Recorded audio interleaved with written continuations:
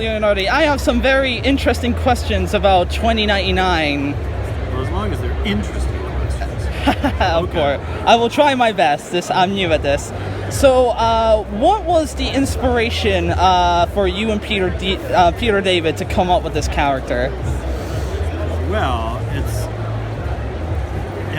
as Marvel was careful to explain to me, it's a derivative of the existing Spider-Man. So it's not like we're starting with a completely clean piece of paper. What they wanted, though, was they wanted a version of Spider-Man set in the future, far enough ahead that the present-day Spider-Man existed only as a legend. Yeah. And they wanted to be very clear that this future Spider-Man was not any kind of descendant of Peter Parker. Yeah, to carry on the legacy of Spider-Man. Right. And you can see why they would want to do that. Okay. If you're reading a story about present-day Spider-Man and he's in some sort of pickle, he's being about to be fried alive by the Green Goblin or something, you're not going to be as concerned about his fate if you know, having read another comic book, that he's eventually going to get married and have grandchildren. Yeah. So they want to make clear that this future Spider-Man was no blood relation of the present day one. Yeah, that is true. That is very true. What about his costume? Like, what was the inspiration design for that specifically? Well, let's see. Peter David wanted, because it was Miguel O'Hara with a Mexican ethnicity. Yeah. He wanted to include the idea that somewhere in the back of Miguel O'Hara's closet was a costume that Miguel O'Hara had worn at the Dia de los Muertos in Mexico City, the Day of the Dead. So, having mentioned that, I thought, well, what's the big motif in that Day of the Dead ceremonies is a skull. So, okay, we gotta have a skull, but it's Spider-Man. So a skull and a spider thing came into my brain, and I started to work on that a little bit. And having worked on the black costume to start with anyway, that evolution was pretty easy. I put the fins on because otherwise it's just a bodysuit without any breakup of the silhouette. So on go the fins. Peter wanted him to be able to climb walls, but without adhesive. So I said, well, that narrows down our possibilities pretty quickly. So what's left is little barbs coming out of the fingertips. Yeah. So I said in other interviews that at the time I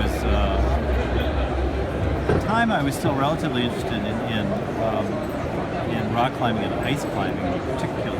Oh. And yes, Hamish McInnes, famous Scottish ice climber and tinkerer and inventor, has actually, I think he's made his fortune by creating a specialized ice axe with a curved, drooping tip. Oh. Specifically designed for climbing up ice walls. And I thought, well, that's perfect. That's pretty clever, that's exactly what we need, only smaller. Indeed. So that was the inspiration for that. And then lastly, Nueva York, if you remember the story, is set in 100 years from now, and the old city is below the new city. The new city is erected on top of that. The new city is quite high, densely packed, and at the bottom of it, as almost a kind of a ground level, is this network of maglev roadways. Now, magnetic levitation requires a tremendous amount of high voltage to make it work. Yeah. High voltage is heat, so basically you have this very tall, densely packed city over an electric griddle. So hot air rising all the time. So I thought, well, let's give him a glider cape so he can just sort of like. And if you remember your Charlotte's Web, or if you've seen the National Geographic, any National Geographic story about spiders drift away on their strands anyway. That's how they leave the nest. Yeah. They make a parachute and they float away. Yeah, the original Spidey had the web cape, but then it got ditched for some reason. Right. So yeah, when you brought that back for 2099, yeah, I also liked how tavered and ripped it looked.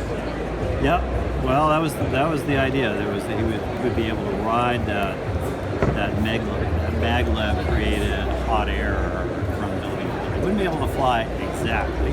Yeah, sort of, kind of. It would get him to places if he struggled with webs. Here is the big question that a lot of Spider-Man fans are very curious about. Is the 2099 suit black or blue? Black or blue? I suppose it's a black suit, but it's black in the same way that Superman's hair is.